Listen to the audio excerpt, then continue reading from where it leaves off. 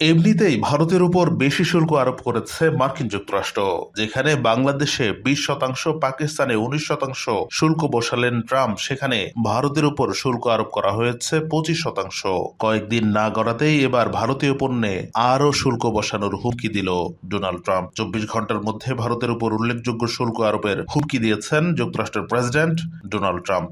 স্থানীয় সময় মঙ্গলবার সংবাদ মাধ্যম সিএনবিসি নিউজকে দেওয়া এক সাক্ষাৎকারে এই হুমকি দেন তিনি।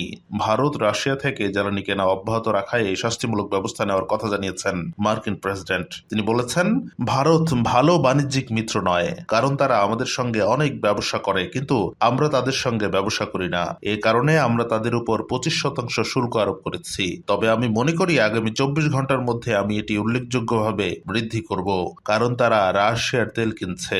এর আগে গত সোমবার ট্রাম্প ভারতের উপর 25%-এর বাইরে আরও শুল্ক আরোপের ঘোষণা দেন। ওই সময় তিনি অভিযোগ করেন, রাশিয়া ইউক্রেনে হত্যাকাণ্ড চালানো সত্ত্বেও ভারত তাদের তেল কিনছে।